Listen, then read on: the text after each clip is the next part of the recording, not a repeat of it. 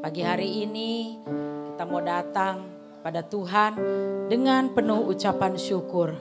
Benar-benar saudara, anugerah Tuhan dalam hidup kita seberapa banyak, walaupun hari ini sedikit saudara. Kita bersyukur, berterima kasih hari ini kita boleh ada di rumah Tuhan. Sungguh saudara, banyak pujian, banyak ucapan syukur di minggu terakhir di tahun ini saudara. 2 hari lagi kita akan meninggalkan tahun 2024. Tapi kita percaya Immanuel, Allah beserta dengan kita menghadapi tahun 2025. Dengan iman saudara, kita mau melangkah maju. Mari saudara, saya undang kita semua bangkit berdiri. Satu pujian, ajarku Tuhan berterima kasih. Kita mau angkat pujian itu sebagai ungkapan syukur kita kepada Tuhan.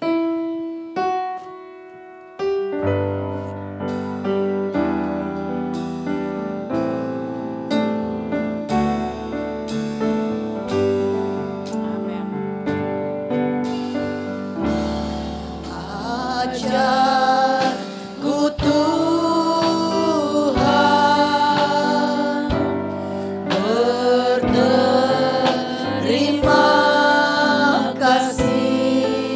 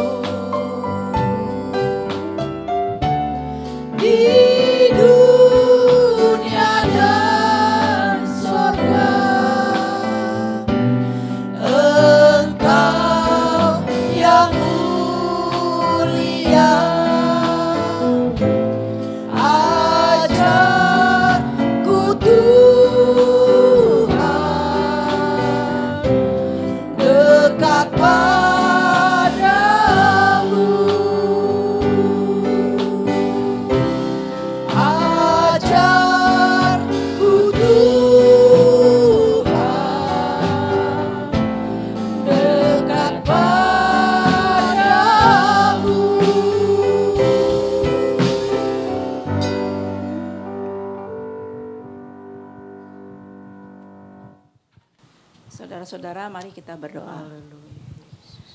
Bapa yang baik, sungguh kami mengucap syukur dan terima kasih kepadamu Tuhan. Terima kasih atas penyertaan pemeliharaanmu sepanjang tahun 2024. Kalau di penghujung tahun ini kembali seberapa banyak kami boleh kembali ada di rumahmu Tuhan. Semua itu bukan karena gagah kuat kami ya Bapa, tapi semata-mata hanya berkat kasih anugerahmu. Engkau sudah memelihara kami dengan sempurna ya Tuhan. Betapa kami mengucap syukur atas semua kebaikanmu itu Tuhan. Dan biarlah di kesempatan pagi ini ya Bapa, kami rindu untuk memberkati Engkau melewati pujian penyembahan kami. Biarlah apa yang kami naikkan kiranya Tuhan menjadi dupa yang harum di hadapan Engkau. Boleh menyenangkan hatimu ya Tuhan. Memberkati kami semua umatmu yang ada di tempat ini ya Tuhan. Juga yang mengikuti melalui online. Biar kiranya Tuhan Engkau jamah urapi kami semua dengan kuasa Roh Kudus-Mu. Bagi yang lemah Tuhan kuatkan. Bagi yang susah Tuhan hiburkan. Bagi yang sakit Tuhan sembuhkan. Biar di atas semua itu hanya nama-Mu yang dipermuliakan. Damai sejahtera sukacita dari Allah Bapa kiranya senantiasa menyertai kehidupan kami di waktu-waktu yang akan datang. Terima kasih Tuhan. Kau sucikan, kuduskan ruangan ini ya Bapa, terutama ruangan hati kami, agar kami boleh benar-benar fokus pagi ini Tuhan, hanya untuk memuliakan nama Engkau. Terlebih lagi Tuhan, kami mau menerima berkat firman yang akan disampaikan oleh hamba-Mu. Biar kiranya Tuhan seluruh rangkaian acara ini, dari awal pertengahan sampai tamatnya, kami serahkan hanya di dalam nama Tuhan Yesus. Haleluya, amin. Tuhan, sebelum duduk, saudara beri salam satu dengan yang lain. Selamat menyambut tahun yang baru dengan hati yang gembira, senyum saudara. Puji Tuhan. Puji Tuhan saudara. Berjalan bersama Dia saudara. Nyanyikan pujian ini dengan sungguh.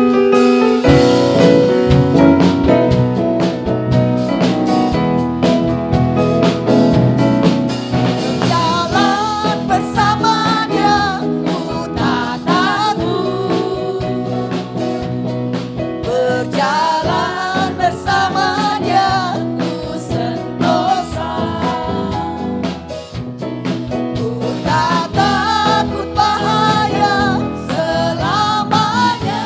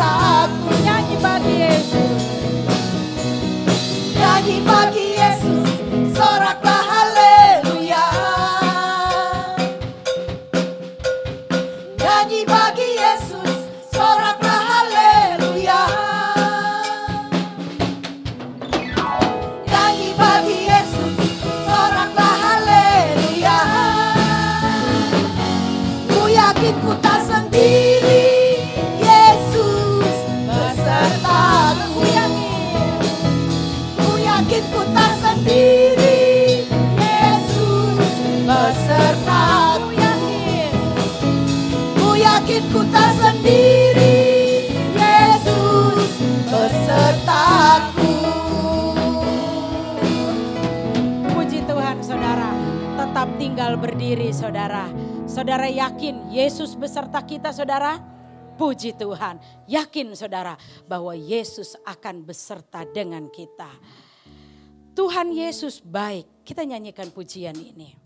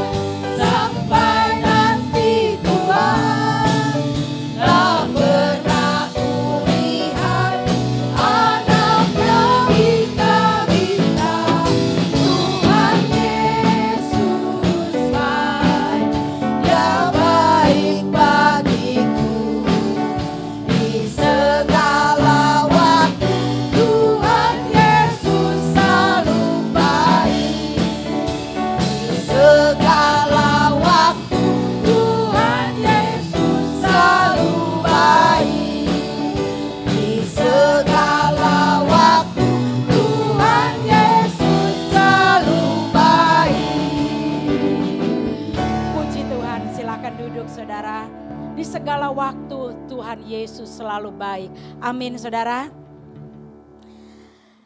Puji Tuhan, sebentar kita akan mendengarkan pujian dari Panitia Natal 2024. Mungkin tidak komplit karena sebagian sudah ada yang keluar kota.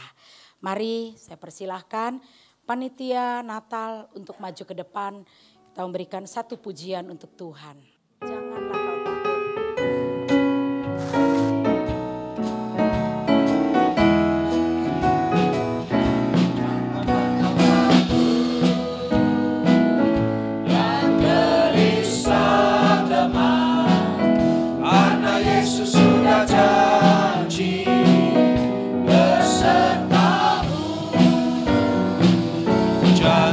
Kami minta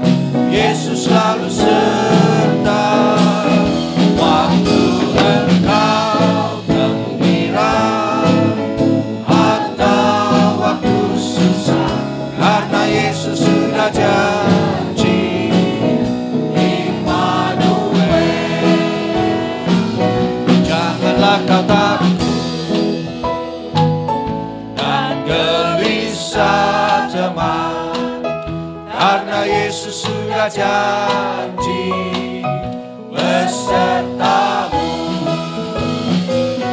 Janganlah kau bimbang serta ragu teman, karena Yesus sudah janji menemanimu. Waktu malam yang gelap atau di pinggir maut, Yesus selalu ada, Yesus selalu serta. Waktu engkau gembira atau waktu susah, karena Yesus sudah janji Immanuel. Waktu malam yang gelap atau di pinggir maut, Yesus selalu ada, Yesus selalu serta. Waktu engkau gembira atau waktu susah, karena Yesus sudah janji Immanuel. Karena Yesus sudah janji Immanuel. Karena Yesus sudah janji Immanuel.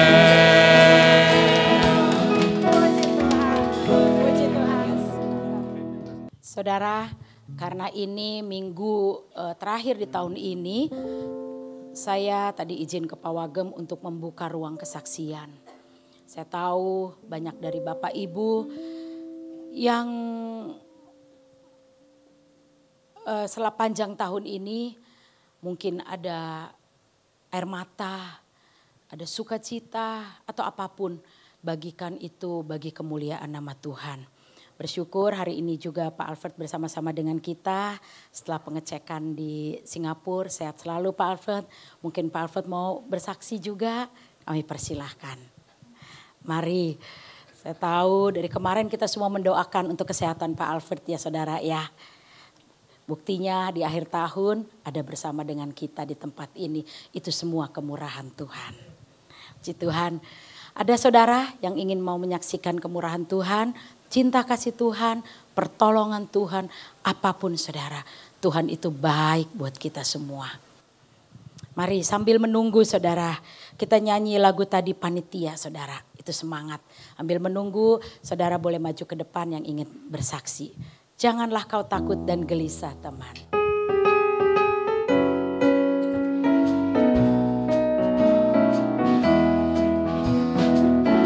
Janganlah kau takut dan gelisah teman, karena Yesus sudah janji besertamu.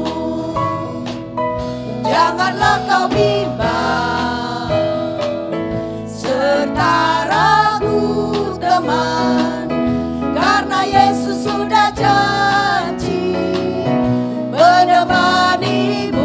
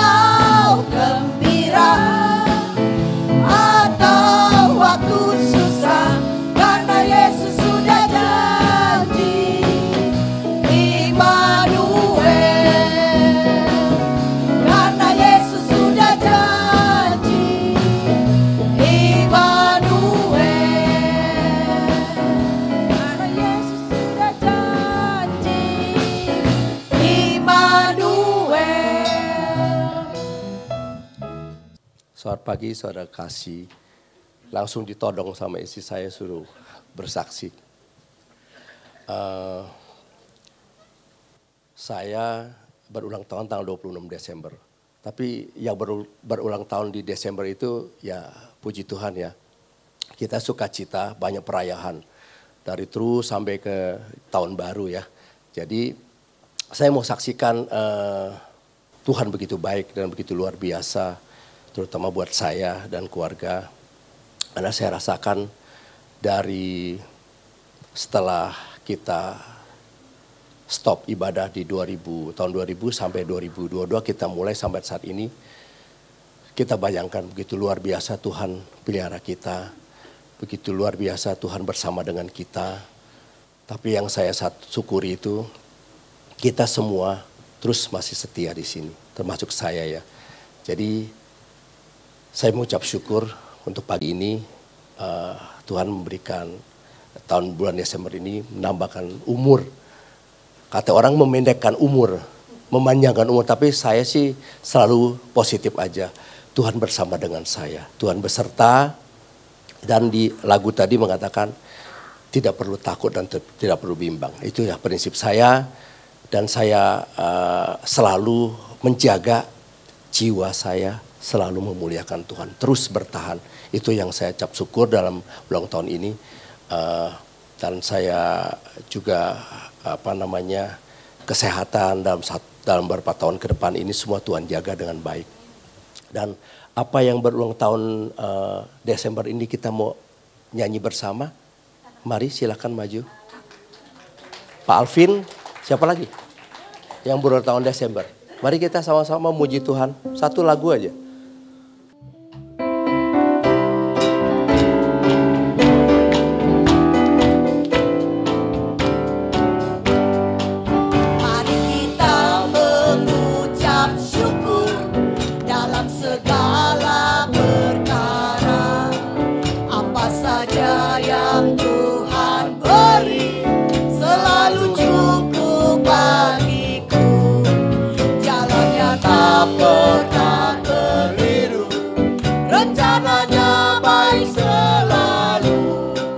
Percaya pada janji Yesus, Dia takkan mengecewakan.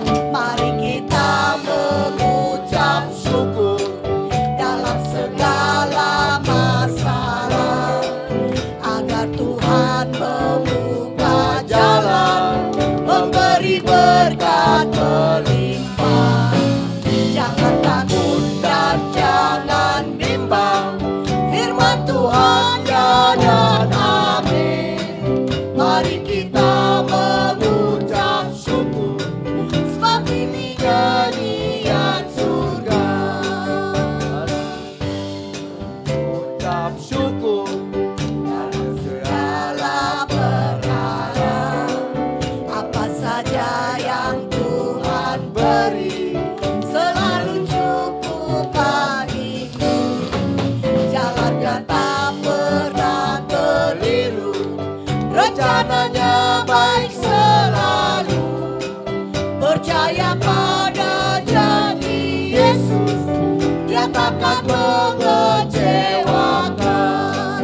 Mari kita mengucap syukur dalam segala masalah, agar Tuhan membuka jalan, memberi berkat melimpah. Jangan takut dan jangan bimbang, firman Tuhan ya dan amin. Mari kita mengucap syukur, sebab ini nyanyian surga. Mari kita mengucap syukur, sebab ini nyanyian surga. Mari kita mengucap syukur, sebab ini nyanyian surga. Haleluya, puji Tuhan, saya bersyukur, berterima kasih. Saya ada sebagaimana saya ada saat ini semua karena kemurahan Tuhan.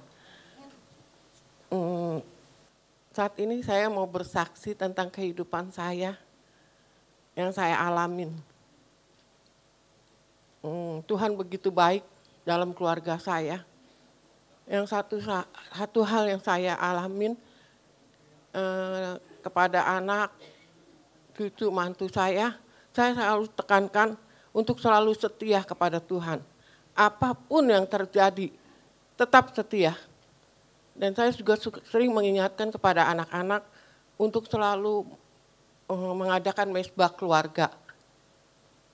Karena di dalam setiap langkah hidup kita pasti ada masalah, ada problem. Walaupun kita setia mengikut Tuhan, saya alamin sendiri. Saya kadang-kadang suka bingung. Saya bilang, Tuhan, saya udah setia. Saya udah bagaimana lah untuk Tuhan. Tapi pencobaan terus saja datang. Tapi satu hal yang saya ingat pada saat sebelum corona terjadi, saya itu kebaktian di hari Selasa. Saya nggak pernah ngadep ke Om atau apa, saya nggak pernah. Cuman saat itu Om panggil saya kaget, saya bilang, apa Om? Apa kabarnya? Terus saya bilang, ya Om banyak masalah. Enggak ada masalah. Terus saya bilang, saya banyak pergumulan Om. Enggak ada, kamu enggak ada pergumulan. Kamu udah jadi pemenang. Pemenang. Saya bilang, aminin, dia bilang. Oh iya saya udah jadi pemenang. Cuman saya bingung, pemenang saya bilang. Kayaknya masalah saya tuh banyak banget. Saya bilang, saya sampai bingung gitu. Terus kata Om, itu kamu sudah jadi pemenang. Oh iya Om, makasih Om. Terus udah saya cuma camkan itu. Kemudian terjadi corona, jadi saya udah nggak bisa ketemu Om lagi. Dan saya juga pernah ngimpi pada waktu Om mau meninggal, saya ngimpi kenapa Om berpakaian jas gitu. Terus udah gitu kayak seperti ada pesta gitu. Saya bingung, saya bilang gini, ada apa gitu. Oh Om mau nikah lagi, saya bilang. Saya bilang, terus tiba-tiba saya bingung, itu ada pesta, benar-benar ada pesta. Terus saya bilang mana pengantinnya, saya bilang gitu kan. Tiba-tiba ada ibu gembala. Terus saya ngomong sama adik saya, waktu corona terjadi. Saya bilang, kok saya ngimpiin Om kawin lagi. Waduh, kata dia gitu. Waduh, itu firasat jelek, dia bilang. Kayaknya sih, kalau orang dulu bilang kalau perkawinan gitu bisa kenapa-napa. Janganlah, saya bilang nggak usah lah. Terus udah setelah saya ngimpi itu nggak lama, saya dapat berita Om udah nggak ada. Terus saya bilang, terima kasih, saya bilang. Saya diingatkan sama Om, apapun yang terjadi, semuanya saya serahkan sama Tuhan. Saya juga percaya Tuhan, walaupun di hari-hari kemarin juga anak saya, si Sending mengalami itu, saya sampai bingung. Tuhan, apalagi Tuhan, saya udah nggak kuat Tuhan, saya nggak kuat Tuhan. Kalau dalam lagi ketenangan itu tiba-tiba ada ini, saya bilang Tuhan, saya nggak kuat Tuhan, saya nggak kuat Tuhan. Tapi saya percaya, terus saya bilang sama anak saya, percaya aja, kalau kamu setia, percaya kamu nggak akan dioperasi. Terus dia, Mami doain ya Mi, iya, Mami selalu berdoa untuk anak-anak. Terus pada saat dia udah periksa juga dokternya ngomong, kalau kita tanya dok gimana gitu, alhamdulillah dia bilang, kamu banyak doa. Aduh saya bilang udah deh jangan dengerin yang kayak gitu. Saya bilang udah yang penting kita percaya Tuhan pasti tolong, saya bilang. Terus kata anak, iya Mi katanya. Terus kita juga ngadain mesbah, kita selalu berdoa, kita selalu memuji, menyembah Dia. Saya bilang selalu mengucap syukur. Itulah janji Tuhan. Kalau kita banyak mengucap syukur, masalah akan berlalu. Saya percaya. Saya juga ingat akan janji, kata-kata Om, kita sudah jadi pemenang. Kalau kita setia, kalau kita taat, kalau kita hidup benar, kudus dan setia kepadanya, kita percaya bahwa kita akan jadi pemenang. Biarpun masalah boleh ada, dunia boleh meninggalkan kita, tapi kita tidak boleh lepas dari kasih Yesus. Itu yang saya rasakan. Saya juga selalu mengajarkan kepada anak-anak, apapun yang kamu inginkan, apapun yang kamu minta, sepakat, sehati, Tuhan pasti tolong. Saya merasakan itu semuanya kalau saya sepakat sehati. Kayaknya Tuhan tolong. Dan saya juga ajar kepada anak-anak untuk setia, nomor satu Tuhan. Ingat itu.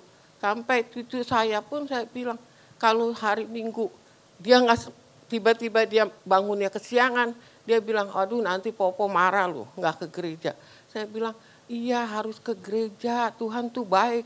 Makanya saya bilang sama anak cucu saya, setia, itu kunci kita untuk berhasil.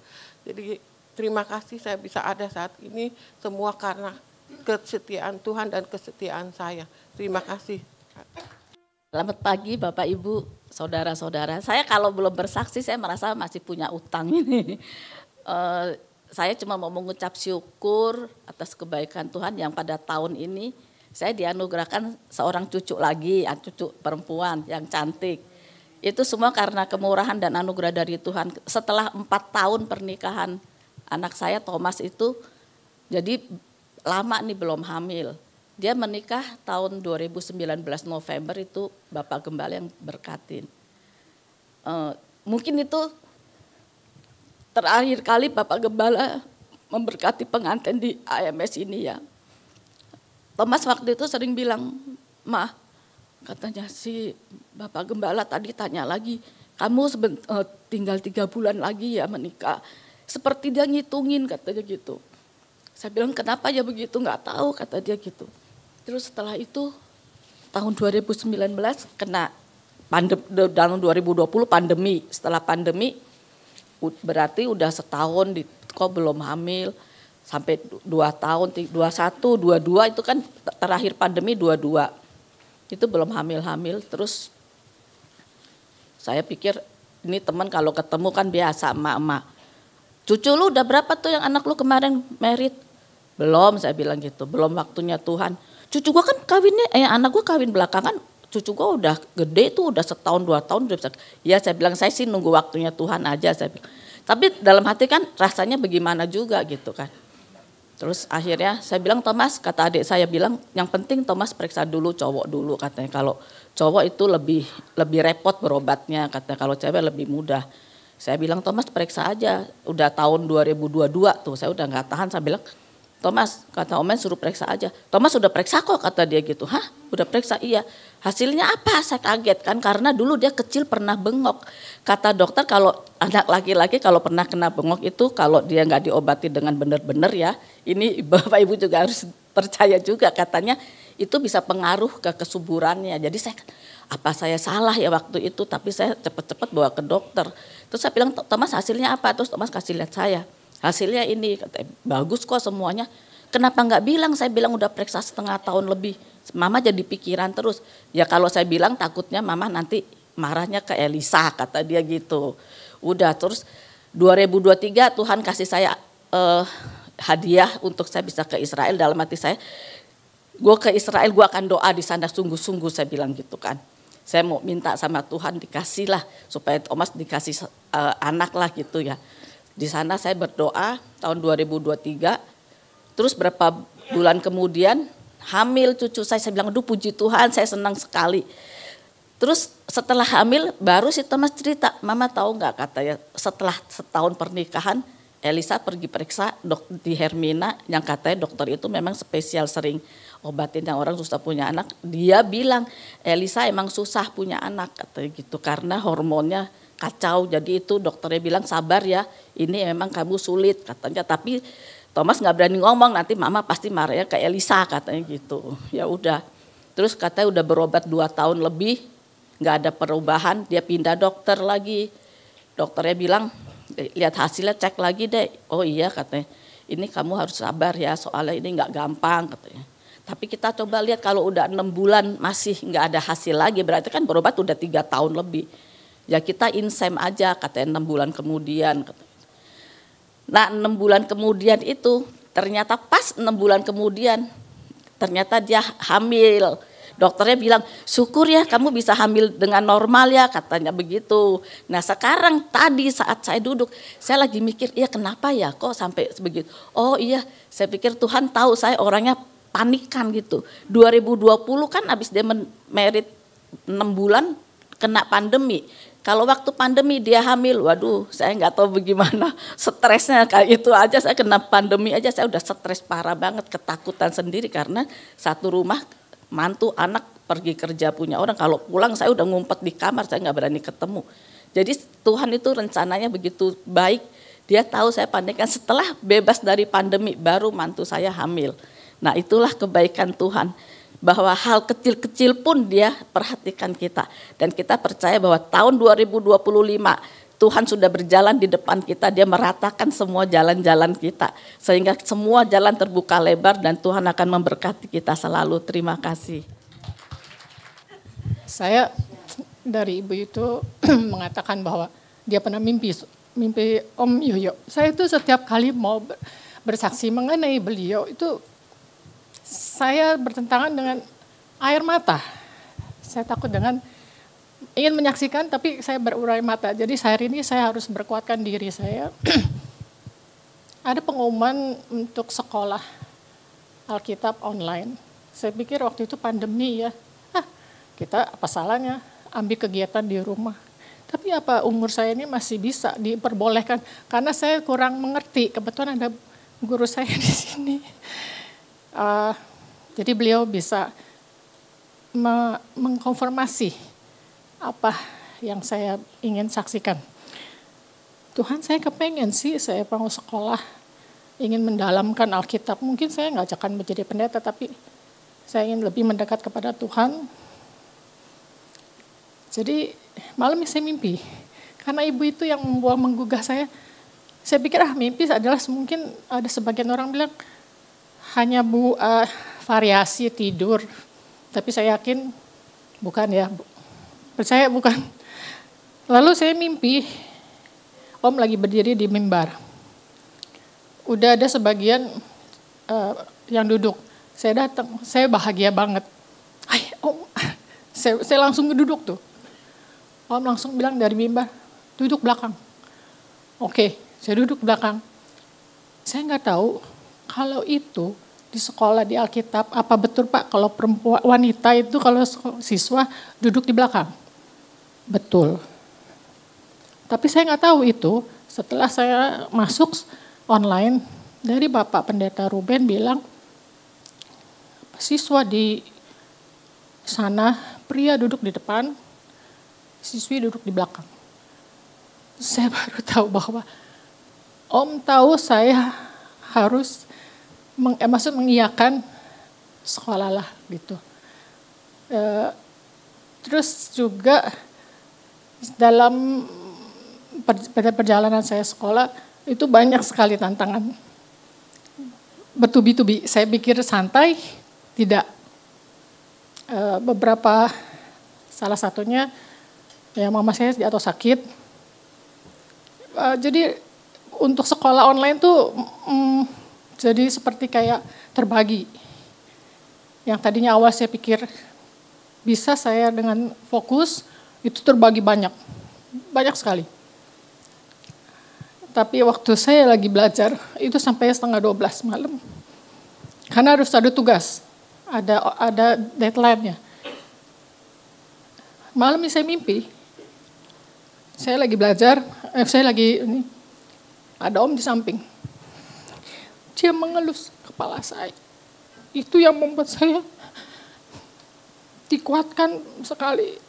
Kok tahu gitu, aku lagi sesuatu gitu.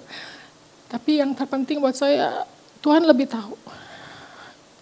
Tuhan lebih mengenal kita siapa, kekuatan kita bagaimana, sebatas apa kemampuan kita. Tapi jangan khawatir, Dia ada selalu sama kita. Tuhan selalu sama kita. Itu terima kasih. Dan ada mimpi yang ketiga sebelum Tuhan, sebelum Om 40 hari ya. Jadi itu saya mimpi itu pas lagi sebagian ya Om Yoyo masih 40 hari. Dan mimpi yang terakhir itu masih dalam proses saya belum bisa memberitakan. Nanti saya janji akan saya saksikan. Terima kasih, Tuhan Yesus memberkati. Puji Tuhan, banyak kenangan ya saudara. Alkitab katakan kenangan pada orang benar mendatangkan berkat. Yang penting hati dan pikiran kita hanya kepada Tuhan. Om Yoyo itu manusia, semua hamba Tuhan, kita semua manusia. Yang penting hati kita terpaut hanya kepada Yesus saja. Puji Tuhan, mari kita bangkit berdiri saudara. Siapkan hati dan pikiran kita untuk menerima firman Tuhan. Hanya satu nama.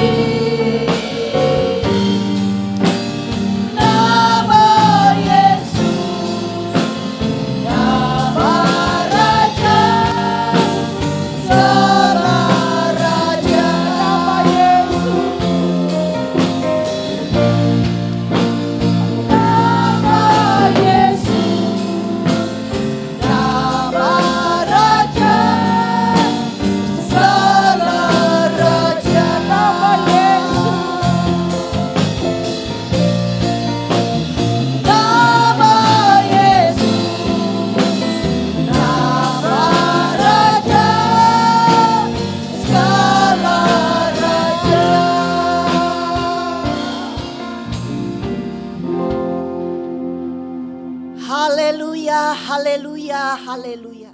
Hanya nama Yesus, nama yang menguatkan kami. Hanya nama Yesus yang memberi pengharapan kepada kami. Terima kasih ya Abah. Engkau begitu baik bagi kami. Khususnya buat panitia Tuhan. Yang sudah berjeri lelah Tuhan. Untuk mempersiapkan perayaan Natal di tempat ini. Biarlah Tuhan Yesus Engkau yang membalas dengan berlipat-lipat kali ganda. Berapapun dana yang mereka keluarkan Tuhan. Penuhi kembali bejana mereka dengan limpah di dalam nama Yesus. Peliharalah kesehatan seluruh panitia yang ada di tempat ini. Biarlah Tuhan Yesus mereka tetap setia melayani Engkau sampai Engkau datang kali yang kedua. Begitu juga Tuhan anak-anak-Mu yang ambil kesaksian pada pagi hari ini. Juga Engkau menyertai dan melindungi mereka di saat nanti memasuki tahun 2025 ke depan. Terima kasih Bapa. Sekarang Tuhan kami ingin mendengarkan sebagian daripada firman-Mu di mana Engkau sudah mengutus hamba-Mu Bapak Jamaluddin ke tempat ini. Berkati hamba-Mu ini Tuhan. Urapi hamba-Mu dengan minyak-Mu yang baru setiap hari. Biarlah setiap benih firman yang keluar dari mulutnya Tuhan tidak sia-sia. Dan dapat Tuhan Yesus membawa sukacita dan rema bagi kehidupan kami di dalam nama Yesus. Kami tahu Tuhan, firman Tuhan adalah mana surgawi yang turun dari surga. Firman Tuhan yang memberi kekuatan di saat kami lelah. Dan menambah semangat ketika kami tiada berdaya. Terima kasih Tuhan, rumput boleh kering, bunga boleh layu, tetapi firman Tuhan tetap kekal selama-lamanya. Berfirmanlah ya Abah, kami siap mendengarkan di dalam nama Tuhan Yesus Kristus. Haleluya, haleluya, amin. Silakan duduk. Waktu mimbar selanjutnya diserahkan kepada hambanya Bapak Pendeta Jamaluddin. Haleluya. Haleluya. Salam sejahtera dalam kasih Yesus Kristus Tuhan kita. Dalam bulan ini kita sudah merayakan Natal. Natal adalah suatu kejadian yang luar biasa. Natal tidak akan ada tanpa ada pengorbanan. Seperti Natal kita kemarin kan butuh ada orang yang mau berkorban waktu, berkorban dana, berkorban perasaan, berkorban segalanya. Tanpa ada orang yang berkorban, mana mungkin Natal terjadi. Okay. Karena itu dalam firman Tuhan pada pagi hari ini, kita akan melihat bagaimana pengorbanan dari seseorang sehingga Natal itu boleh terjadi. Oke. Saya tak lupa mengucapkan terima kasih kepada Ibu Gembala yang mempercayakan saya menyampaikan firman Tuhan pada pagi hari ini. Juga kepada Wakil Gembala, para majelis yang sudah berkorban sehingga kita bisa beribadah bersama. Mari kita membuka firman Tuhan sesuai dengan tema kita. Jiwaku memuliakan Tuhan dalam Lukas pasalnya yang kedua, ayatnya yang pertama sampai ayatnya yang ke-8. Lukas pasal yang kedua ayat 1 sampai 7.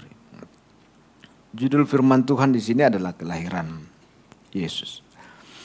Pada waktu itu Kaisar Agustus mengeluarkan suatu perintah, menyuruh mendaftarkan semua orang di seluruh dunia. Inilah pendaftaran yang pertama diadakan sewaktu Kirenius menjadi wali negeri di Syria. Maka pergilah semua orang mendaftarkan diri masing-masing di kotanya sendiri.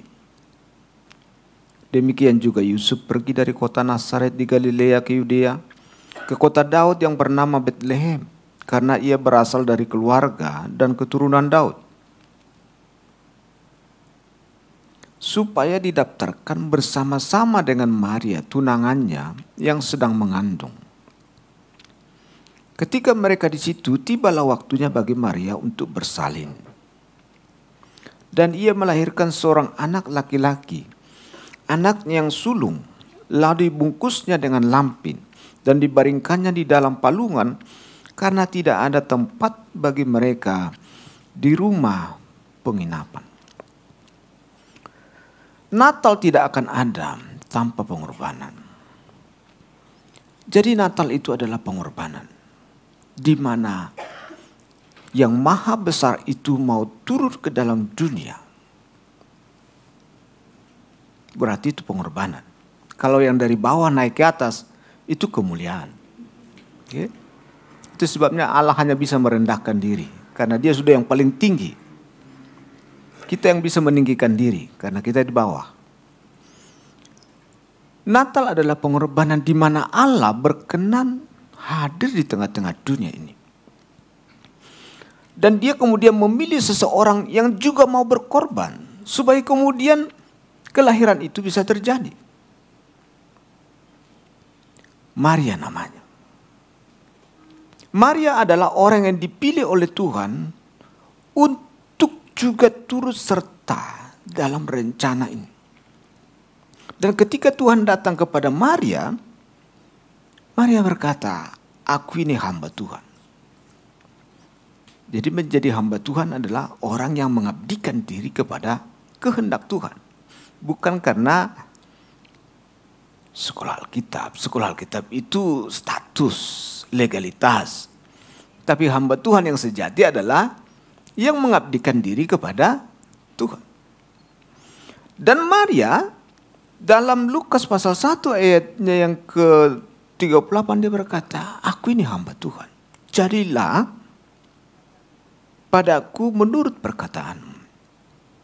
Dia memuliakan Tuhan dengan itu. Padahal kalau kita saudara perhatikan, ketika Maria menerima hal itu, dia ada dalam suatu kesulitan yang besar. Karena bisa saja dia mengalami hukum rajam. Itu konsekuensi. Di mana ada pada masa itu, ini 2000 tahun yang lalu ya, bukan sekarang, 2000 tahun yang lalu. Di mana ada orang yang seperti itu terjadi, itu dianggap hukum Taurat yang ke-7, perzinahan. Hukumnya adalah rajam. Tapi dia berkata, jadilah padaku. Menerima itu dengan segala konsekuensinya, itu butuh keberanian. Dan sekarang kita melihat kelahirannya. Pengorbanan Maria tidak hanya pada tingkat awal, tapi juga pada Lukas pasalnya yang kedua. Dalam ayat yang pertama dikatakan, pada waktu itu Kaisar Agustus mengeluarkan suatu perintah, menyuruh mendaftarkan semua orang di seluruh dunia. Inilah pendaftarannya yang pertama diadakan sewaktu Quirinius menjadi wali negeri di Syria. Kehendak Tuhan, penggenapannya, Tuhan memilih Kaisar Agustus untuk menggenapinya. Maria dan Yusuf tinggal di Galilea, di Nazaret. Menurut hitungan hari, tinggal menunggu.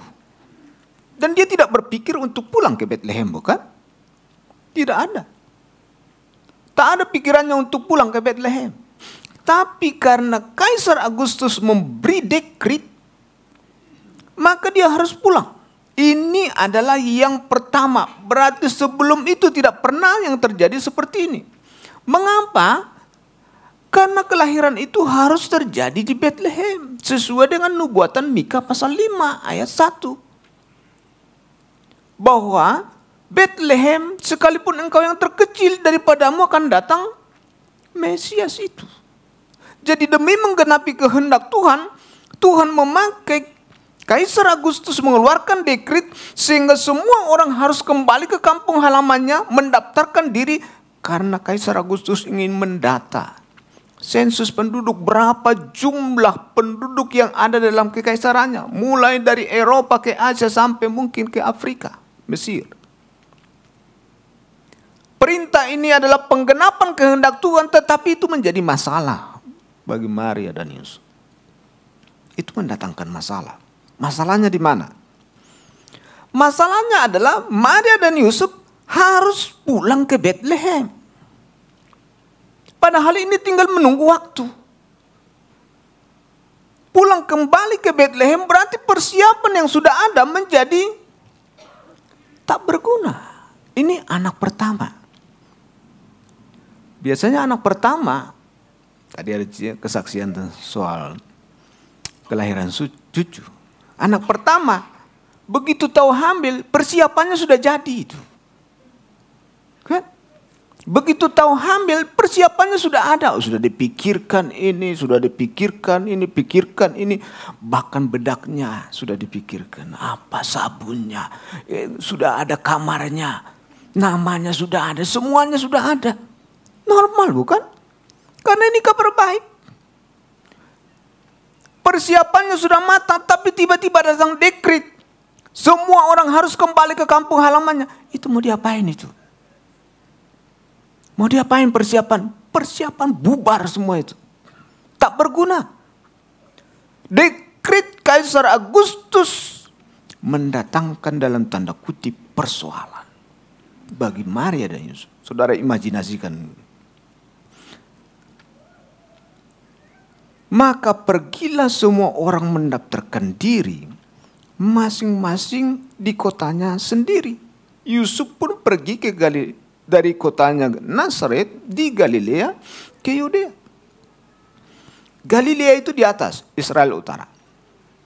Yudea itu Bethlehem, Yerusalem selatan.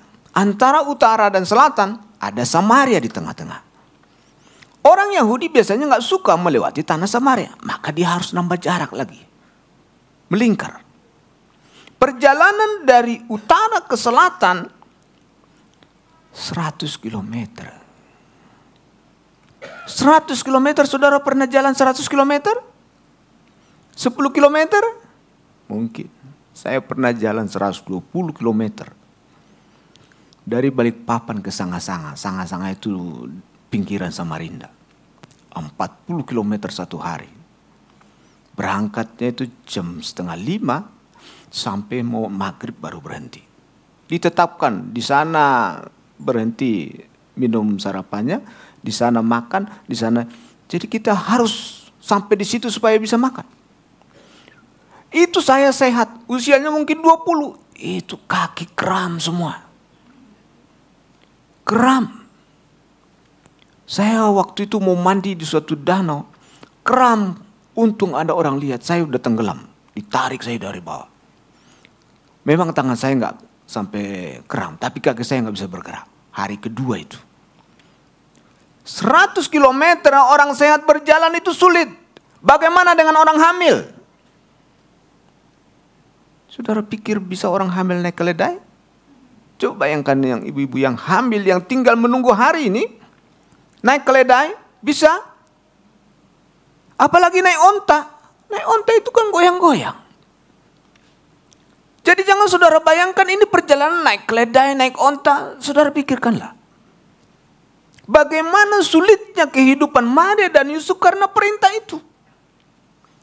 Belum lagi perjalanan itu bisa jadi lahir di tengah jalan itu. Kan juga bisa dipikirkan. Bagaimana kalau lahir di tengah jalan? Belum sampai ke tujuan sudah lahir. Karena ini tinggal menunggu hari.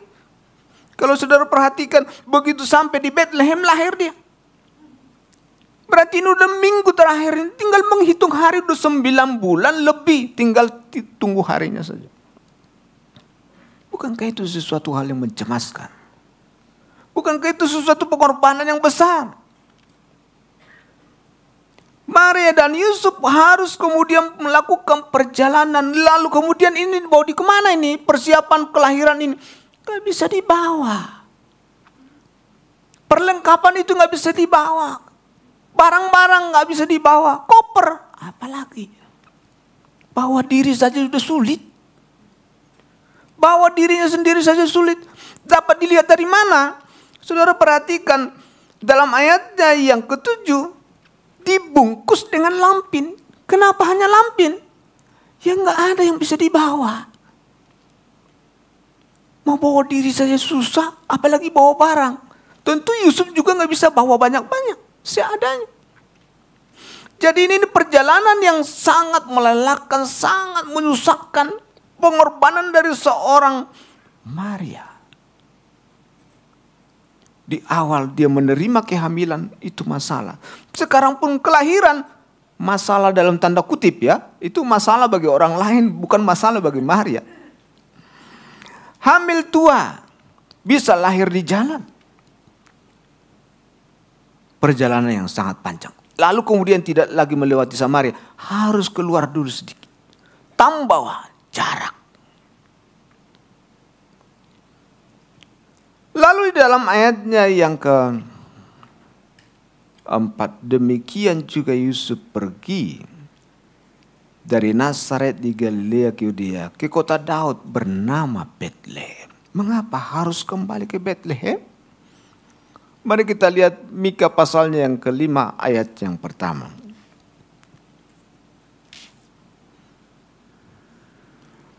Ya. Mika 5 ayat 1. Tetapi engkau, hai Betlehem Efrata, hai yang terkecil di antara kaum-kaum Yehuda, daripadamu akan bangkit bagiku seorang yang akan memerintah Israel, yang permulaannya sudah sejak purbakala, sejak dahulu kala. Ini nubuatan Nabi Mika yang hidup sejaman dengan Yesaya, abad yang ke-8, 700 sekian. Sudah dinubuatkan bahwa tempat kelahiran daripada Sang Mesias itu adalah Betlehem Efrata. Sementara Yusuf dan Maria tinggal di Nazaret, Galilea. Itu sebabnya perintah Kaisar Agustus adalah menggenapi kehendak Tuhan. Bagaimana cara Tuhan menggenapi kehendaknya? Dalam ayat itu dikatakan Betlehem Efrata yang terkecil di antara kaum Yehuda. Jadi Betlehem di lingkungan tanah Yehuda, disitulah lahir seorang yang akan memerintah Israel yang permulaannya sudah sejak purbakala. Lah ini kan mau lahir. Bukankah dia bernubuat tentang waktu yang akan datang? Tapi mengapa dia memakai tipe waktu masa lalu yang sudah sejak purbakala? Itu searah dengan perkataan Nabi Yesaya. Seorang anak telah lahir. Bukankah akan lahir? Karena Yesaya bernubuat tentang akan lahir. Tapi dia memakai kata seorang anak telah lahir. Dia memakai bentuk pas. Untuk waktu future. Itu menunjukkan yang lahir ini adalah yang sudah ada, yang akan datang. Sebagai manusia. Dan itulah yang kita lihat dalam Lukas pasalnya yang ke-2. Bahwa kelahirannya di Betlehem. Sekarang pertanyaannya, kenapa harus di Betlehem? Betlehem itu adalah rumah roti. Artinya, roti adalah penunjang kehidupan. Tidak makan roti, tidak hidup. Untuk hidup ini butuh roti, bukan? Kalau di kita nasi, kalau di Timur Tengah roti. Jadi rumah roti artinya rumah kehidupan. Karena roti itu untuk hidup di sini. Maka yang akan lahir, yang akan memberi hidup yang kekal itu harus di Betlehem juga. Betlehem menjadi tempat kehidupan. Lahirnya yang memerintah, yang memberi kehidupan itu. Sama seperti roti memberi kehidupan. Yesus Kristus berkata, aku adalah roti yang turun dari surga. Dan dia harus kemudian memberi hidup. Dan dia lahir di Betlehem. Itu sebabnya nubuatan Nabi Mika digenapi di dalam Lukas pasalnya yang kedua. Ayatnya yang keempat. Ke kota Daud bernama Betlehem.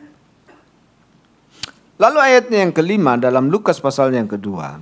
Supaya didaftarkan bersama-sama dengan Maria, tunangannya yang sedang mengandung. Kata tunangannya itu kalau kita mundur satu pasal, Lukas 1 ayat 27. Lukas 1 ayat 27. Ayat 26. Dalam bulan yang ke-6 Allah menyuruh malaikat Gabriel pergi ke sebuah kota di Galilea bernama Nazaret. Kepada seorang perawan yang bertunangan dengan seorang bernama Yusuf dari keluarga Daud. Nama perawan itu Maria. Luke Lukas pasal 1 ayat 27. Ketika malaikat datang, Maria sudah bertunangan dengan Yusuf. Dalam Lukas pasal yang kedua ayat yang kelima, supaya didaftarkan bersama-sama dengan Maria. Apa yang saudara lihat? Lukas 1 belum terjadi, baru mau kehamilan tunangannya. Ini sudah mau lahir masih tunangan. Apa pesannya? Waktu di awal tunangan oke. Tapi ini sudah mau lahir ini masih tunangan. Bukankah itu pertanda keluarga tidak menerima Maria sebagai menantu? Keluarga tidak ada yang menerima Maria. Maka perjalanan pulang ke Bethlehem adalah kita menemui orang yang akan menolak kita. Bethlehem tidak menerima Maria dan Yusuf. Mereka menolak Maria dan Yusuf dan saudara harus datang ke sana. Saudara pernah ditolak? Tak ada perasaan yang paling menyakitkan ketika ditolak. Padahal kita datang untuk membawa berkat, tapi saudara ditolak. Saudara tidak bermaksud untuk meminta sesuatu, tapi saudara ditolak. Saudara ingin berbuat yang baik, tapi saudara ditolak. Maria, tunangannya itu, supaya didaftarkan. Sudah mau kelahiran pun Maria masih disebut tunangan. Artinya keluarga belum menerima Maria sebagai keluarga. Keluarga Yusuf. Tak ada orang yang menerima. Sehingga perjalanan kembali ke Bethlehem adalah berjumpa dengan orang-orang yang akan mungkin menolak saudara. Tapi saudara tidak bisa menghindar. Karena ini perintah. Perintah Kaisar Agustus tidak bisa dibantah. Ini perintah yang harus dilaksanakan. Dan kemudian Maria dan Yusuf pun akhirnya pulang. Perjalanan yang panjang menjumpai orang-orang yang akan menolak saudara. Dalam ayatnya yang ke-6, ketika mereka di situ tibalah waktunya bagi Maria untuk bersalin dan ia melahirkan seorang anak laki-laki, anaknya yang sulung, lalu dibungkusnya dengan lampin, dibaringkannya dalam palungan. Karena tidak ada tempat bagi mereka di rumah penginapan. Kenapa Yesus lahir di kandang domba? Jawabannya adalah tak ada tempat yang menerima. Itu menurut Alkitab. Sekalipun menurut penjelasan dari luar, itu kan kandang domba ada di belakang rumah. Ada. Oke? Itu informasi yang umum. Tapi informasi yang didapat dalam Alkitab alasannya adalah tidak ada tempat bagi mereka di rumah penginapan. Kenapa penginapan tidak mau dibayar? Bukankah penginapan didirikan untuk menerima orang dan menerima bayaran? Hotel kan digunakan untuk menerima sewa. Ada orang mau menyewa tapi nggak mau orang. Itu apa artinya? Orang pun nggak mau menerima dia, itu bawa sial, jangan dikasih masuk itu. Orang seperti itu nggak usah dimasukkan. Nanti bawa sial. Itu sebabnya dia tidak punya tempat di rumah penginapan. Bukan dia tidak mau bayar. Karena kalau kemudian dia pergi ke rumah penginapan, dia kan pasti tahu ada uangnya. Tapi penginapan tidak mau menerimanya. Keluarga. Mana ada keluarga? Kenapa pergi ke rumah penginapan kalau keluarga ada? Informasi yang di sana berkata, itu semua orang pulang ke kampung halaman jadi nggak ada tempat. Mana yang lebih penting? Orang mau melahirkan atau orang sehat? Masa kita tidak bisa izinkan orang masuk ke rumah kita karena ini darurat? Udah, orang mau melahirkan biar aja cari sendiri. Ini kan keluarga. Di mana belas kasihan? Di mana kepedulian? Bukankah yang terjadi penolakan? Penolakan dari keluarga, tunangannya itu. Penolakan dari keluarga, tak ada tempat bagi mereka. Jangankan rumah keluarga, rumah penginapan pun tak mau menerima. Jadi kalau penginapan tidak mau menerima, apalagi keluarga. Jadi ini sejalan. Mulai dari Lukas pasal 1 tadi. Maria disebut tunangan. Sudah mau melahirkan pun disebut tunangan. Sampai dia kemudian harus melahirkan di palungan. Itu tempat yang terbuka. Kandang itu adalah tempat yang tidak layak untuk kelahiran seorang manusia. Itu kelahiran seekor hewan. Tapi itu pun menggenapi kehendak Tuhan. Mengapa? Karena Yesus disebut salah satunya anak domba. Dan Bethlehem memang adalah tempat di mana orang menggembalakan domba demi kebutuhan suplai domba-domba dan hewan-hewan di bait Allah di Yerusalem dalam ibadah. Bethlehem tempatnya. Jadi memang di Bethlehem banyak kandang. Karena domba-domba biasanya datang di situ, dipelihara. Dan mungkin juga ada orang banyak yang profesinya sebagai gembala. Bukan orang Bethlehem, tapi mereka bekerja mengembalakan kambing domba orang Bethlehem. Maka kalau begitu, gembala-gembala itu pun sebenarnya bukan orang Bethlehem. Itu sebabnya mereka datang. Mereka tidak ada persoalan dengan Maria dan Yusuf. Karena mereka diberitahu Mesias sudah lahir. Dia datang untuk melihat anak itu, bukan mau melihat Maria dan Yusuf. Dia nggak kenal itu siapa Maria dan Yusuf. Dia mungkin juga tidak tahu cerita tentang Maria dan Yusuf. Dia diberitahu tentang yang lahir itu. Gak ada persoalan dia dengan Maria dan Yusuf. Tapi Bethlehem tahu siapa Maria dan Yusuf. Itu keluarga. Dan dia dianggap hamil di luar nikah. Ini masalah untuk sekarang, apalagi zaman dulu. Maka Bethlehem menutup pintu. Keluarga menutup pintu. Penginapan menutup pintu. Tak ada keluarga yang datang waktu dia melahirkan. Yang datang itu adalah gembala-gembala yang mungkin tidak tahu menahu tentang Maria dan Yusuf. Gak ada urusan dia dengan Maria dan Yusuf. Dia urusannya karena pemberitahuannya adalah seorang anak telah lahir di kandang domba.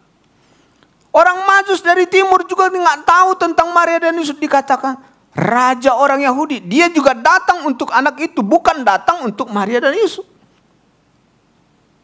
Tetapi Bethlehem tahu siapa Maria dan Yusuf. Mereka tahu latar belakangnya.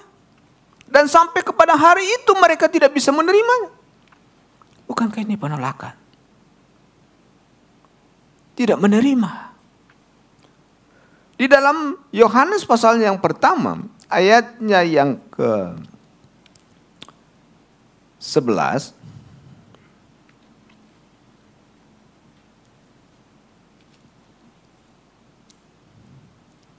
ia datang kepada milik kepunyaannya itu, tetapi orang-orang kepunyaannya itu tidak menerimanya. Yohanes mengkonfirmasi bahwa kelahiran Kristus itu tidak dikehendaki oleh orang Bethlehem, oleh Yerusalem, oleh orang-orang Yahudi. Jadi kelahiran di kandang domba adalah konfirmasi dari penolakan itu. Sang juru selamat lahir di kandang domba. Itu adalah perendahan diri. Yang maha agung, maha tinggi itu lahir di tempat yang paling rendah. Karena itu Allah, manusia, hewan, binatang. Itu kan makhluk hidup. Tumbuh-tumbuhan, hewan, manusia. Beda hakikat. Jadi Allah turun menjadi manusia, tapi lahir di kandang domba. Itu menunjukkan adalah tempat yang paling hina dari semua tempat. Demi apa? Untuk apa? Untuk kita. Tapi Bethlehem merasa tidak ada persoalan dengan dirinya. Bethlehem merasa baik-baik saja. Kami tidak butuh juru selamat. Kami tidak butuh terang itu. Kami ada dalam terang. Kami tidak berjalan dalam kegelapan. Itu sebabnya mereka tidak mau menerimanya. Mereka juga tidak mau tahu tentang itu. Bukankah begitu banyak orang merasa hidupnya baik-baik saja? Bukankah begitu banyak orang merasa hidup tidak dalam kegelapan?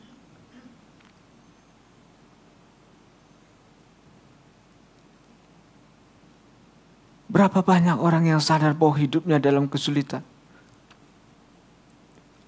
Yesus berkata hanya orang yang sakit yang memerlukan tabib.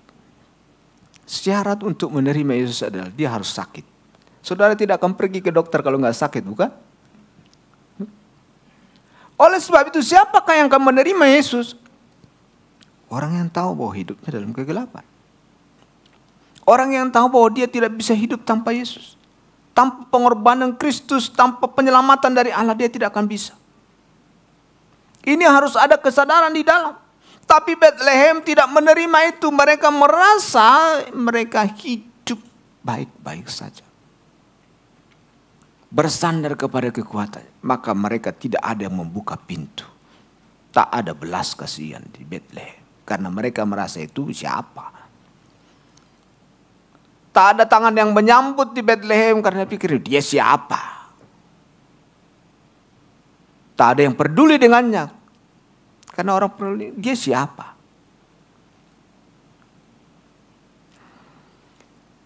Ketika mereka tiba di situ, tibalah waktunya bagi Maria untuk bersalin.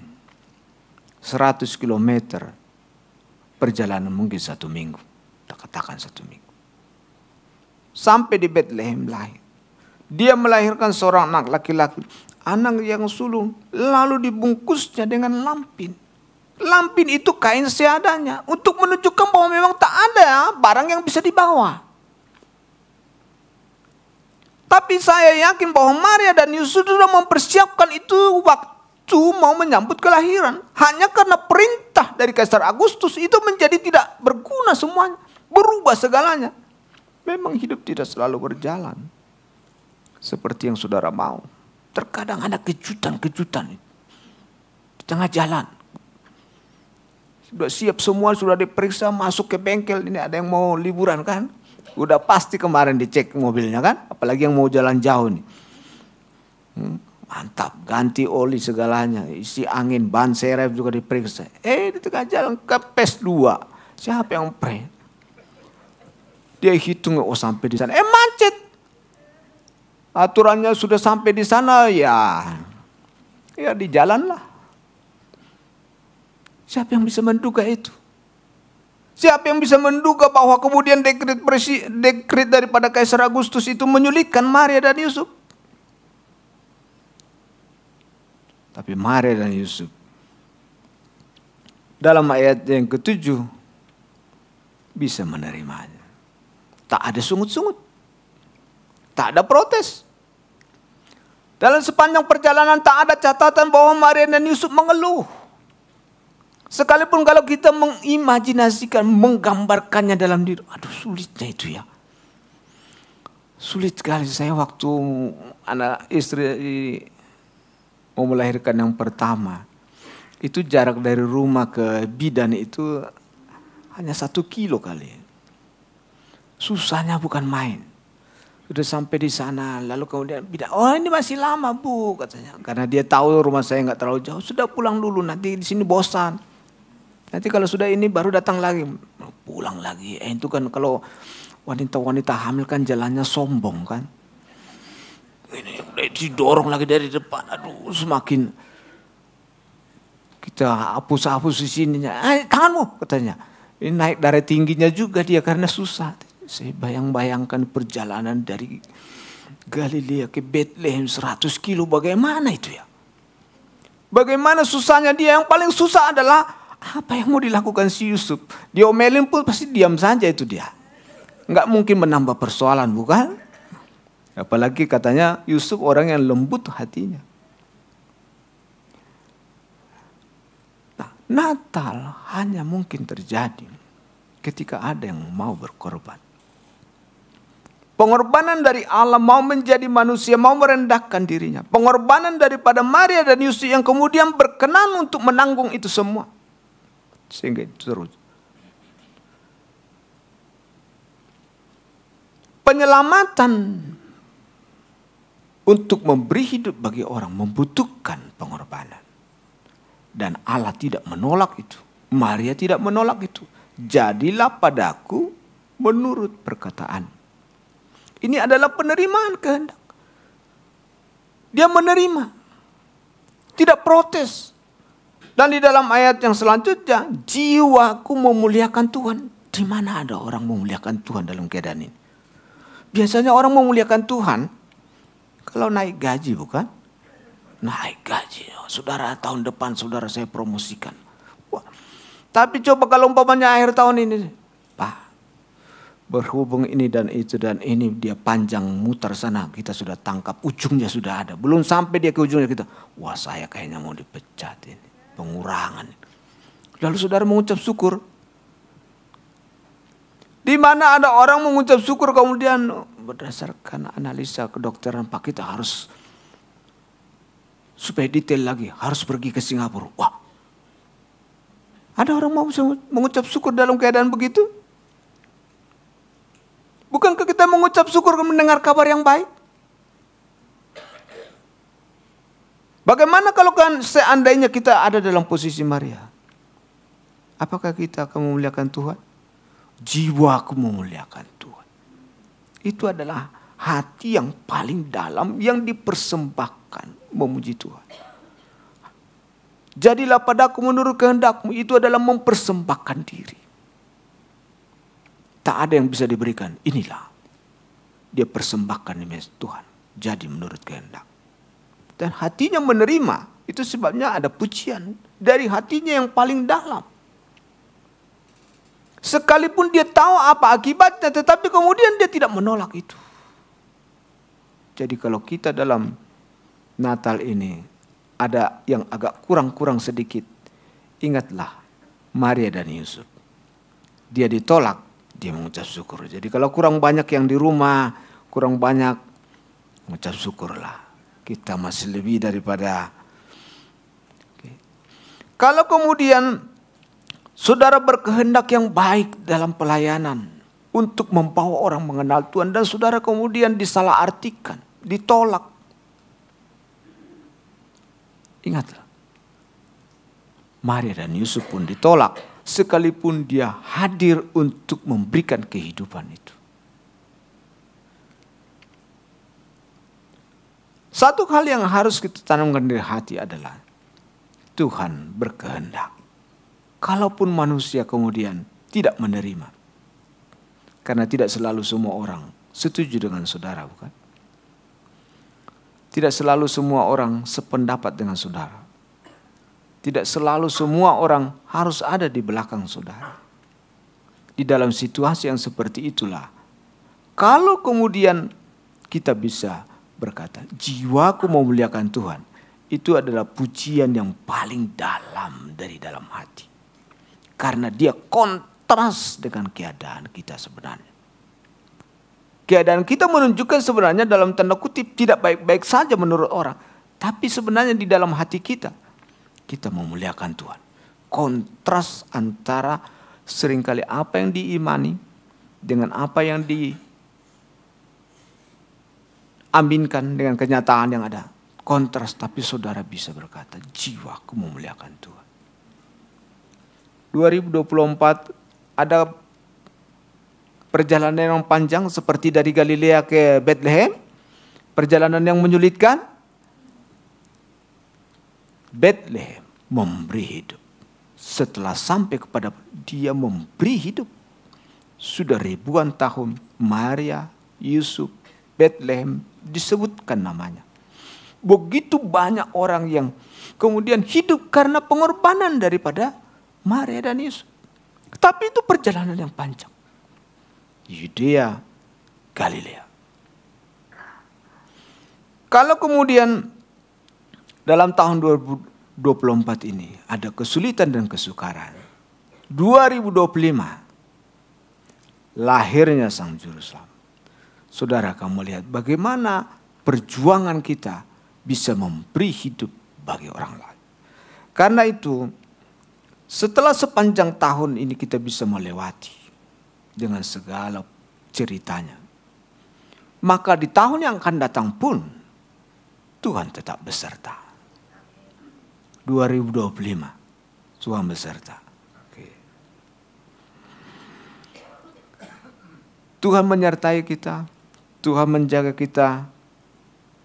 Jika Kristus lahir di hati, di hidup, hidup akan sangat berarti. Jadi inilah yang kita perjuangkan supaya kemudian 2025 lebih banyak orang yang kemudian menerima Kristus dalam hidup. Merry Christmas, Happy New Year. Tuhan Yesus memberkati. Mari kita nyanyikan satu lagu. Indah rencanamu Tuhan.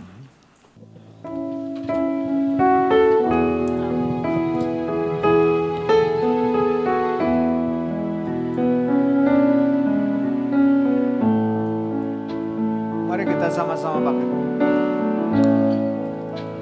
Indah rencanamu Tuhan di dalam hidupku,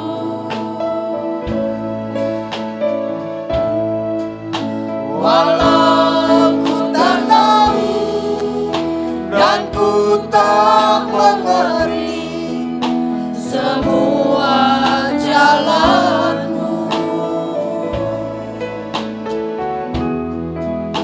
Dulu ku tak tahu Tuhan, berat ku rasakan, hati menderita dan ku tak berdaya menghadapi semua. Tapi ku mengerti sekarang, Kau tolong padaku. Kini ku melihat dan ku merasakan indah rencana. Tapi ku mengerti. Tapi ku mengerti sekarang, Kau tolong padaku. Kini ku melihat dan ku merasakan indah rencana. Kita nyanyikan kembali pujian ini dari dalam hati kita yang paling dalam. Rencanamu Tuhan di dalam hidupku, walau ku tak tahu dan ku tak mengerti semua jalanmu. Dulu ku tak tahu Tuhan, berat ku rasakan, hati menderita dan ku tak berdaya menghadapi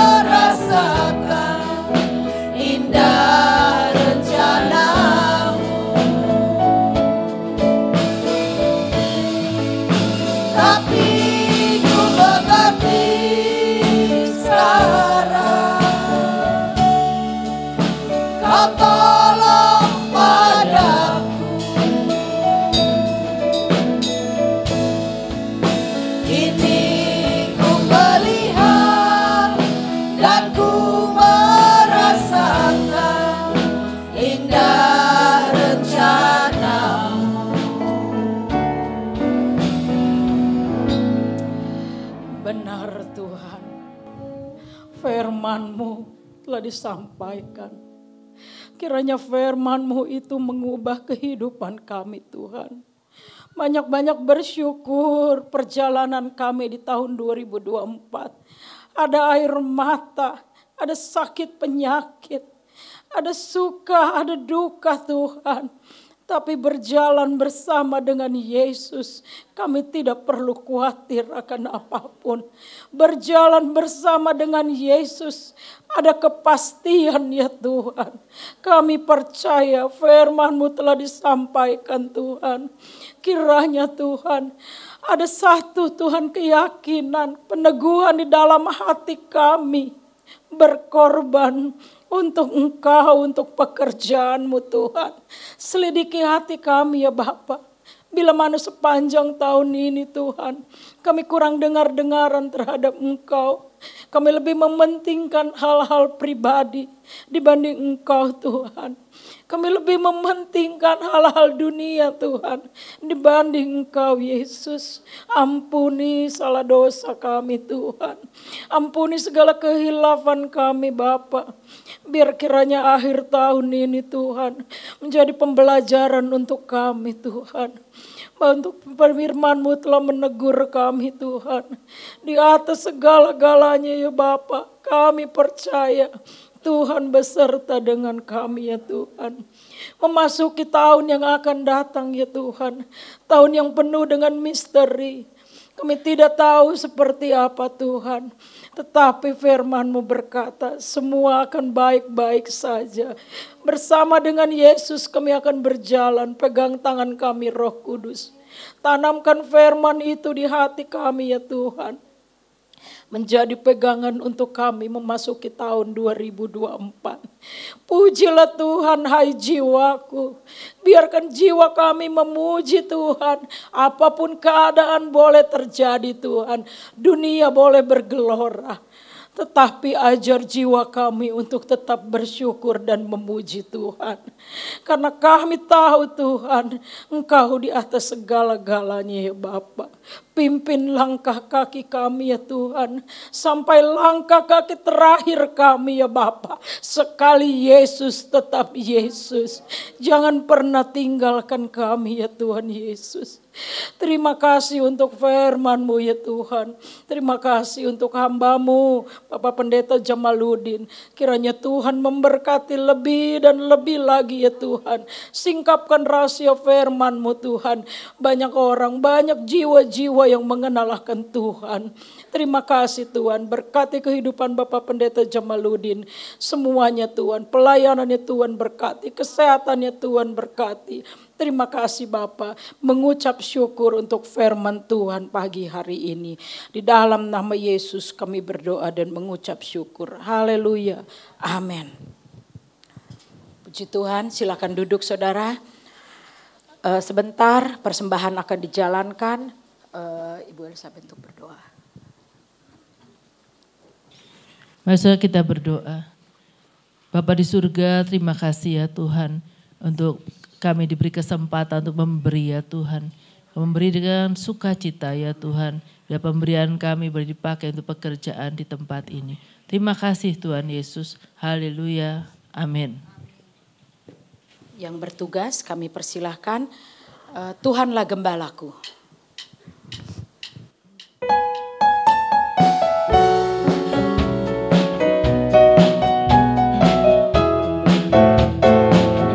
Tuhanlah gembalaku, ku takkan kekurangan. Dibaringkannya aku di padang rumput hijau. Dia membimbing aku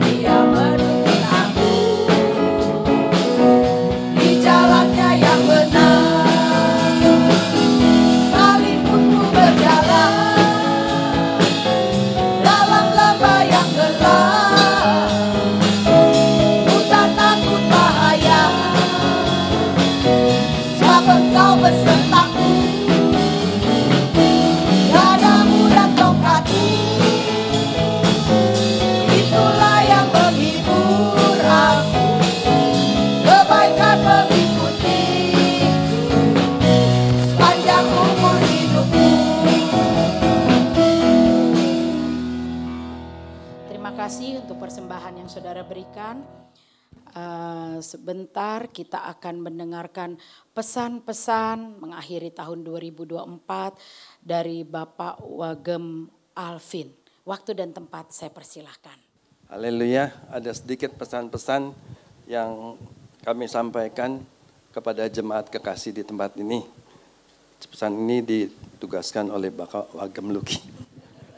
Haleluya. Yang pertama, puji syukur kepada Tuhan kita Yesus Kristus atas pernyataan yang besar dan begitu setia buat kita semua. Sehingga Tuhan sudah menyertai kita sepanjang tahun ini dengan penuh keberhasilan. Haleluya. Kita juga telah melewati 12 bulan penuh dengan berbagai macam kehidupan. Ada sukacita, ada tantangan, bahkan mungkin ada air mata. Namun Allah tidak pernah meninggalkan kita.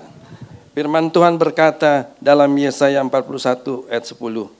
Janganlah takut sebab aku menyertai engkau. Jangan bimbang sebab aku ini Allahmu.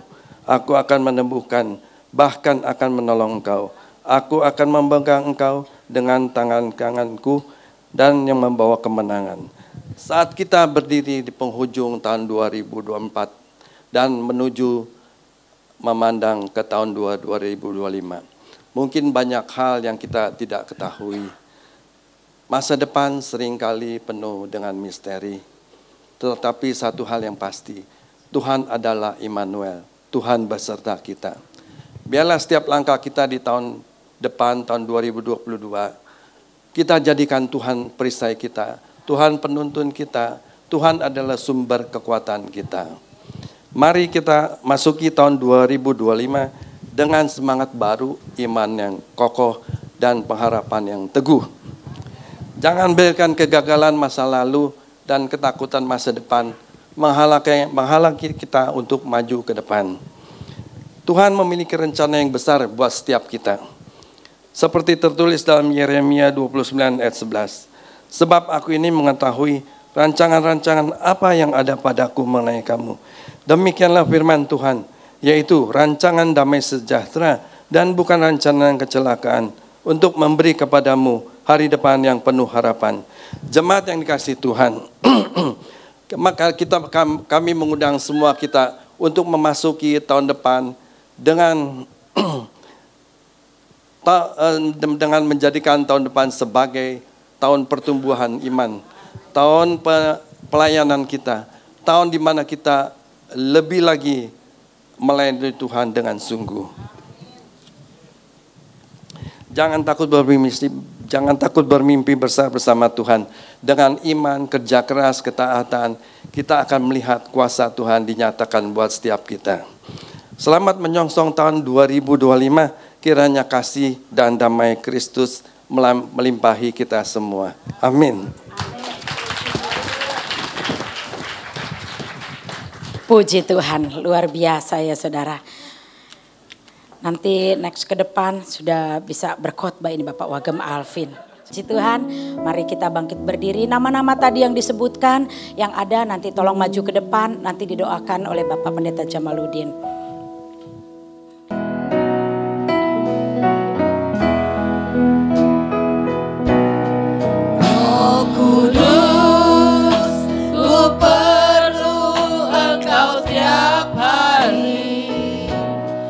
Roh Kudus, Kau pegang tanganku. Roh Kudus, Kau penghibur hatiku.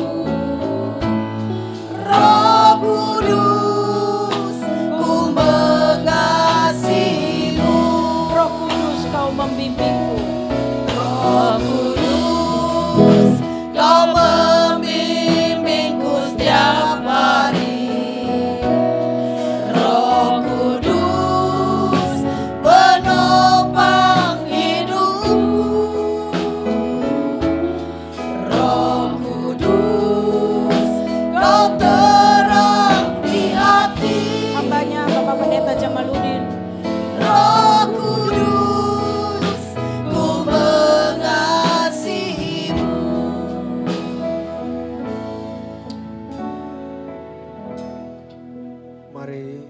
kita berdoa untuk hamba-hambanya yang berulang tahun pada bulan ini. Bapa dalam surga, Tuhan, terima kasih untuk kesempatan yang Tuhan berikan bagi kami.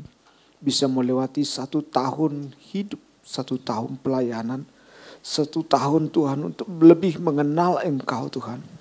Kami telah melewati banyak tahun-tahun, tetapi tahun ini kami bersyukur Tuhan bahwa Tuhan menguatkan kami, menopang, menolong dan memberkati Tuhan. Kau melihat hamba-hambamu yang mengucap syukur kepadamu Tuhan, hadir di rumah Tuhan pada hari ini Tuhan, untuk menerima berkat daripadamu, untuk menjalani tahun yang akan datang dengan lebih baik daripada tahun-tahun yang lalu. Keyakinan bahwa Tuhan menyertai seperti tahun yang lalu, lebih lagi pada tahun yang akan datang. Menjadi orang-orang yang kuat, orang-orang yang tangguh, orang-orang yang tidak mudah menyerah. Yang percaya Tuhan punya rencana, rancangan yang baik untuk memberi kehidupan bagi keluarga, bagi gereja, bagi banyak orang. Oleh sebab itu, turunlah berkat dari surga atas kehidupan mereka. Mari berkati. Berkat yang daripada Tuhan menyertai, menopang, menolong, menguatkan. Ketika engkau dalam keadaan susah, Tuhan menghibur. Kurang pengharapan, Tuhan membuka jalan-jalan yang baru. Sehingga engkau menjadi berkat bagi banyak orang di tahun yang akan datang. Terima kasih Tuhan. Terima kasih Bapa di surga. Demikian juga seluruh sidang jemaat yang sudah hadir di penghujung tahun 2024 ini. Kami bersyukur, berterima kasih Tuhan untuk tahun yang sudah berlalu. Dengan semua hal yang sudah terjadi pada tahun 2024. Kami mengakhirnya dengan mengatakan, jiwa kami memuliakan Tuhan.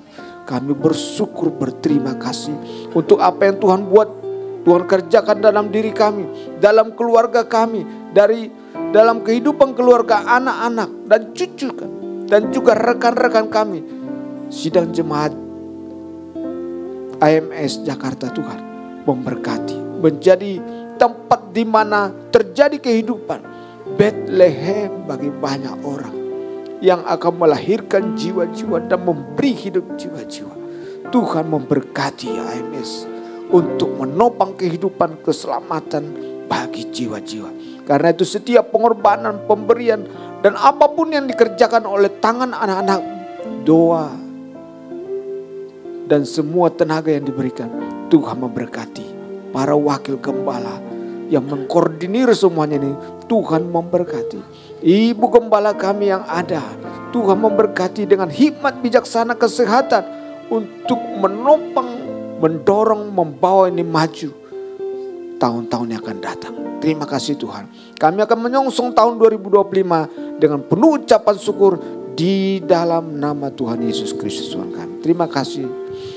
Saudara yang dikasihi oleh Tuhan, pulanglah ke rumah masing-masing dengan membawa berkat daripada Allah Bapa kita, kasih sayang daripada anaknya Tuhan Yesus Kristus, dan kekuatan Roh Kudus menyertai, menolong, menopang kita hari ini, besok, sampai Maranatha Tuhan Yesus datang kembali. Haleluya. Amin. Terima kasih pada jemaat Laodian. Selamat hari Minggu, Tuhan Yesus memberkati. Sampai berjumpa di minggu depan.